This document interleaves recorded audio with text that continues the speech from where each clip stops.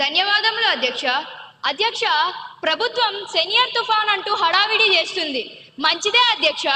కానీ నిన్న గౌరవ ముఖ్యమంత్రి గారు ఒక ఆజ్ఞ జారీ చేశారు.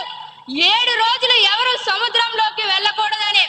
అధ్యక్ష, నేను ఈ ప్రభుత్వాన్ని ఒక్కటే అడుగుతున్నాను. మీరు వేటను నిషేధించారు, బాగానే ఉంది. మరి ఆ మత్స్యకారుడి ఇంట్లో ఆకలిని కూడా నిషేధించారా? 7 రోజులు వాళ్ళు పస్తులు ఉన్నారా? వారికి భరోసా ఏది?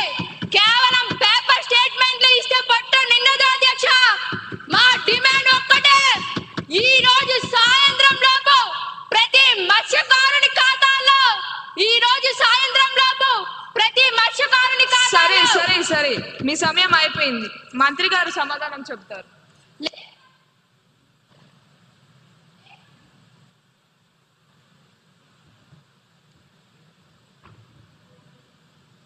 మంత్రి గారి సమాధానాన్ని ప్రవేశపెట్టండి.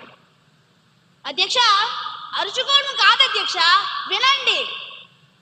మీకోసం కాదు, ఆ మత్స్యకారుల కోసం చెప్తున్నా. మీరు అడిగింది ప్యాకేజీ లేదా వృద్ధి, అది తాత్కాలికం. నేను ఇవ్వబోయేది శాశ్వత పరిష్కారం. రాసుకోండి రికార్డుల్లోనే. ఇది నా స్టేట్మెంట్.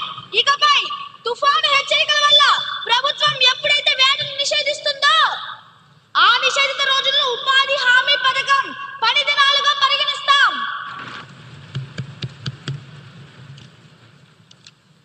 అంటే మత్స్యకారుడు ఇంట్లో ఉన్నా సరే ఆ రోజుకి ప్రభుత్వం అతని కూలి చెల్లిస్తుంది అధ్యక్ష. తుఫాను తగ్గిన వెంటనే ఆ డబ్బులు వాళ్ళ ఖాతాల్లో పడతాయి. ఇది కేవలం ఈ తుఫానికి మాత్రమే కాదు, ఇకపై వచ్చే ప్రతి తుఫానికి, ప్రతి నిషేధానికి ఇది వర్తిస్తుంది. ఇది నా మాట.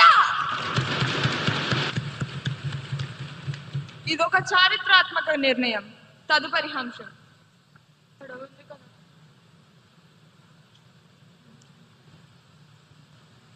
గౌరవనీయులైన అధ్యక్షుల గారికి నా హృదయపూర్వక